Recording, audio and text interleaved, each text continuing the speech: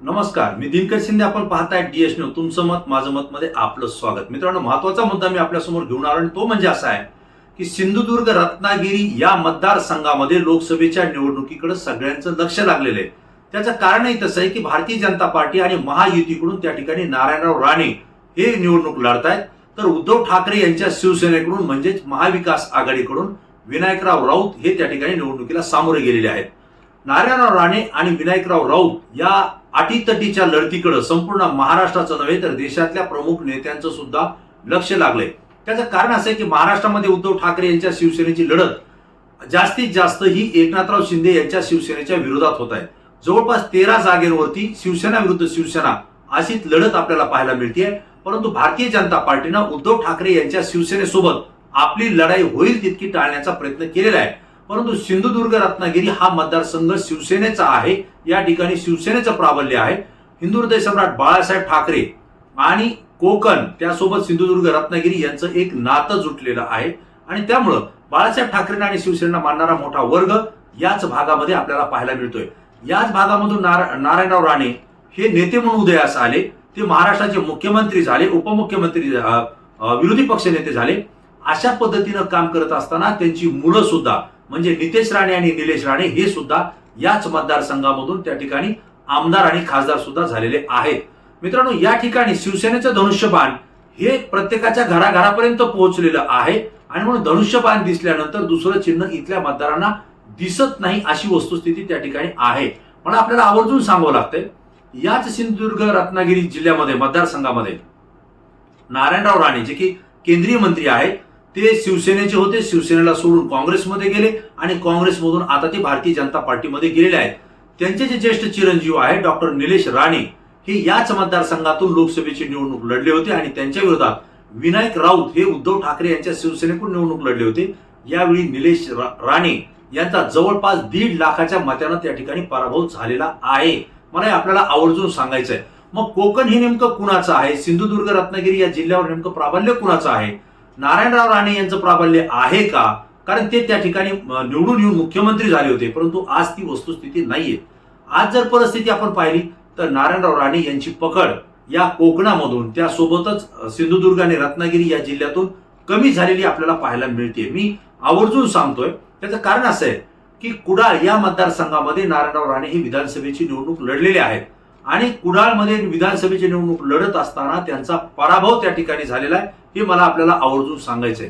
नारायणराव राणे यांनी पुन्हा विधान परिषदेवर यावं किंवा विधानसभेमध्ये यावं यासाठी पुन्हा प्रयत्न झाले. ते पोटनिवडणूक मुंबईमधून लढले आणि त्या ठिकाणी सुद्धा नारायणराव राणे यांचा पराभव झालेला आहे. म्हणजे थोडक्यात जर सांगायचं म्हटलं तर निलेश राणे हे खासदार म्हणून त्यांचा पराभव झालाय. नारायणराव राणे यांचा कुडाळमधून पराभव झालाय. नारायणराव राणे हे पोटनिवडणुकीला पुन्हा लढले, त्यांचा मुंबईमधून त्या ठिकाणी पराभव झालेला आहे.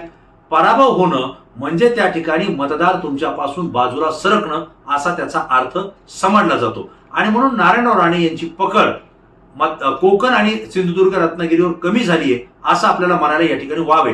परंतु भारतीय जनता पार्टीनं त्यांनी आपल्या सोबत घेतलं आणि नारायणराव राणे यांना केंद्रीय मंत्री म्हणून त्या ठिकाणी संधी दिली.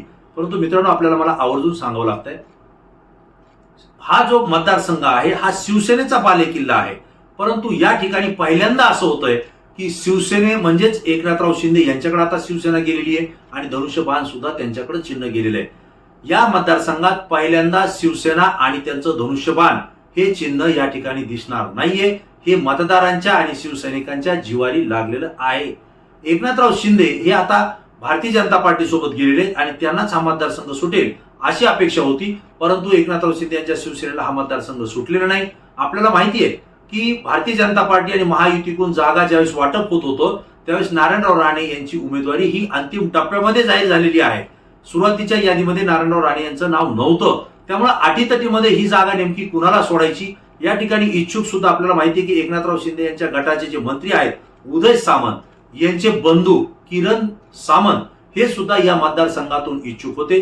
ते या मतदारसंघातून निवडणूक लढण्यासाठी अडलेले होते. अशा परिस्थितीमध्ये नारायणराव राणे यांना उमेदवारी द्यायची की किरण सावंत यांना द्यायची, त्यामुळे ही उमेदवारी उशिरा जाहीर झालेली आहे. मला आपल्याला आणखी एक गोष्ट सांगायची आहे की नारायणराव राणे या मतदारसंघामध्ये त्यांनी कामं केलेली आहेत. अनेक संस्था त्यांनी त्या ठिकाणी उघडलेल्या आहेत. त्यांची पकड सुद्धा त्या मतदारसंघावर होती. जनतेत थेट जाण्याचा त्यांचा जो काही उपक्रम आहे, कार्यक्रम आहे, तो सुद्धा आपल्या सगळ्यांना माहिती आहे. आणि नितेश राणे, निलेश राणे हे दोन मुलं जे की एक खासदार होते आणि आता नितेश राणे हे आमदार आहेत, हे दोन्ही त्यांच्या सोबत काम करणार होते. त्यामुळे मतदारसंघामध्ये त्यांचा पगडा होता.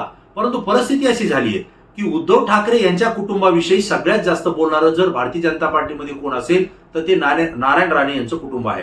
नितेश राणे हे तर थेट उद्धव ठाकरे, आदित्य ठाकरे आणि ठाकरे कुटुंबावर अत्यंत खालच्या पद्धतीनं, घाणेरड्या पद्धतीनं त्या ठिकाणी टीका करतायत, एकेरी भाषात बोलतायत, ना मर्द असे शब्द वापरतायत. हे त्या भागातल्या मतदाराला, शिवसैनिकाला आवडत नाहीये. कारण ठाकरे कुटुंबाविषयी कोणी बोललं तर हे त्या भागातल्या लोकांना जमत नाहीये, ही वस्तुस्थिती आहे. परंतु नितेश राणे असतील किंवा निलेश राणे असतील, हे आक्रमकपणे शिवसैनिकेवर बोलतात, शिवसेनेवर बोलतायत, उद्धव ठाकरे यांच्या कुटुंबावर बोलतायत आणि याचा परिणाम त्यांना त्या मतदारसंघामध्ये भोगावा लागतोय. कारण आतापर्यंत त्यांचा त्या ठिकाणी पराभव झालेला आहे. दुसरा भाग असा आहे की उद्धव ठाकरे यांना त्या ठिकाणी दोष दिल्यामुळं किंवा त्यांच्यावर टीका केल्यामुळं विनायक राऊत यांचा जो गट आहे, तो शिवसेनेचा उद्धव ठाकरे यांचा गट जो आहे तो आणखी आक्रमक त्या ठिकाणी झालेला आहे. तो आक्रमकपणे काम करतोय आणि राणे परिवाराला त्यांची जागा निवडणुकीमध्ये आम्ही दाखवू अशा पद्धतीची शपथ त्या ठिकाणी त्या शिवसैनिकांनी घेतलेली आहे.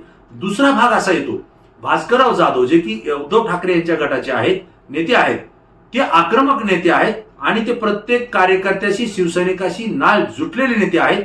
त्यांचा आणि नारायण राणे परिवाराचा सुद्धा मध्यंतरी वाद किती झाला हे आपल्या सगळ्यांना माहिती आहे. भास्करराव जाधव यांना मानणारा मोठा वर्ग या सिंधुदुर्ग, रत्नागिरी जिल्ह्यामध्ये आहे.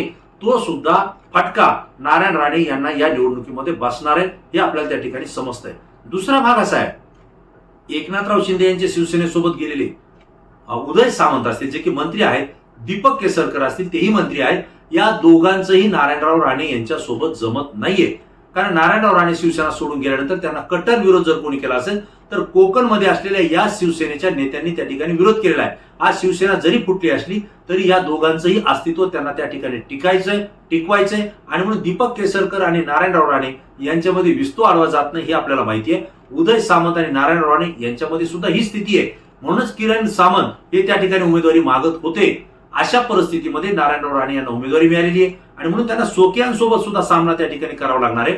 उदय सामंत असतील, किरण सामंत असतील, दीपक केसरकर असतील आणि यासोबतच कोकणमधले शिवसेनेचे उद्धव ठाकरे गटाचे नेते जे भास्करराव जाधव असतील आणि प्रतिस्पर्धी म्हणून उमेदवार उभा राहिलेले विनायकराव राऊत असतील, या सगळ्या ताकदीपुढे नारायणराव राणे यांची त्या ठिकाणी टिकाव लागतो का हे आपल्याला बघावं लागेल. या भागामध्ये भाजपचं प्राबल्य कमी आहे, परंतु जे काही भारतीय जनता पार्टीचे कार्यकर्ते आणि नेते आहेत त्यांना सुद्धा नारायणराव राणे आणि त्यांच्या कुटुंबियाला या ठिकाणी सहन करणं हे जड जात आहे. कारण भारतीय जनता पार्टीला सगळ्यात जास्त विरोध हा नितेश राणे आणि त्यांच्या परिवारानं केलेला आहे. मित्रांनो, अशा परिस्थितीमध्ये नारायणराव राणे यांचा पराभव होऊ शकतो का? तर होऊ शकतो. त्याचं कारण यापूर्वी त्यांचा पराभव झालेला आहे. परंतु आज जी चर्चा आहे सिंधुदुर्ग आणि रत्नागिरी या मतदारसंघामध्ये की नारायणराव राणे हे पडतील आणि विनायकराव राऊत हे विजयी होतील, अशीच त्या ठिकाणी चर्चा आहे. ही चर्चा का होते याचा ज्यावेळेस आपण शोध घेतला त्यावेळेस एक गोष्ट लक्षात येते, या मतदारसंघामध्ये बाळासाहेब ठाकरे आणि शिवसेनेला मानणारा मोठा वर्ग आहे, मोठा मतदार आहे.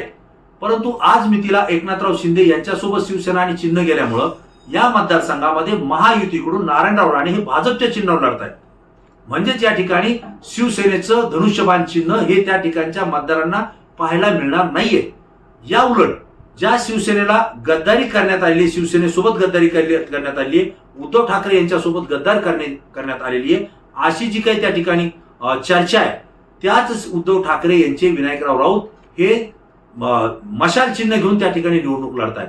म्हणजे भाजप आणि उद्धव ठाकरे यांच्या शिवसेनेच्या ज्या लढती होत आहेत या मोजक्या आहेत. त्यापैकी सिंधुदुर्ग रत्नागिरीतली ही महत्वाची लढत आहे, ज्या ठिकाणी धनुष्यबाण हे चिन्ह तर नाहीच, परंतु भाजपच्या कमल चिन्हावर नारायणराव राणे लढतायत, तर उद्धव ठाकरे यांच्या मशाल चिन्हावर विनायक राऊत या ठिकाणी निवडणूक लढतायत. आणि त्यामुळे उद्धव ठाकरे यांना जी सहानुभूती मिळतीये ती सहानुभूती विनायक राऊत यांच्या कामाला येते.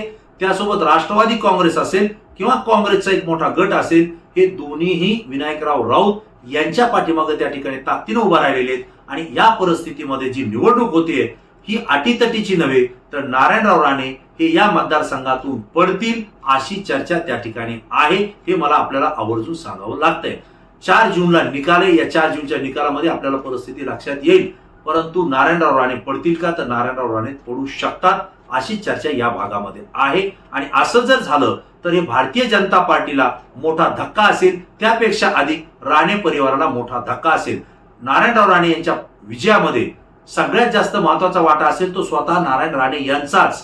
परंतु त्यांचा जर पराभव होणार असेल तर यामध्ये सगळ्यात मोठं कारण ठरतंय ती म्हणजे त्यांची दोन्ही मुलं जे नितेश राणे आणि निलेश राणे यांच्या बोलण्यामुळे, यांच्या वागण्यामुळे आणि यांनी जी दमदाटी त्या ठिकाणी केलेली आहे, दादागिरी जे ते त्या पद्धतीने करतायत, हे मतदारांना, सामान्य नागरिकांना ते पटत नाहीये. आणि म्हणून त्याचा रोष हा नारायणराव राणे यांच्या निवडणुकीमध्ये त्यांना सहन करावा लागेल असंही त्या ठिकाणी बोललं जात आहे. एकंदरीत हा मतदारसंघ भारतीय जनता पार्टी आणि महायुतीच्या ताब्यातून जातोय असं चित्र आपल्याला पाहायला मिळेल. मित्रांनो, तुम्हाला काय वाटतं की सिंधुदुर्ग रत्नागिरी या मतदारसंघातून नारायणराव राणे यांचा पराभव होऊ शकतो का? किती मतांना त्यांचा पराभव होऊ शकतो? आणि त्या ठिकाणी जर ते विजय होत असतील तर ते विजय होऊ शकतात का? त्याची कारणं काय? तुमचं काय मत आहे? मी तुमची प्रतिक्रिया या ठिकाणी घेऊ इच्छितो, कारण तुमची प्रतिक्रिया संपूर्ण महाराष्ट्रातून असते आणि ती अत्यंत अभ्यासू असते, म्हणून ती आमच्यासाठी महत्वाची असते. पुन्हा नवीन विषय, नवीन मुद्दा घेऊन आपल्या समोर येईल. तोपर्यंत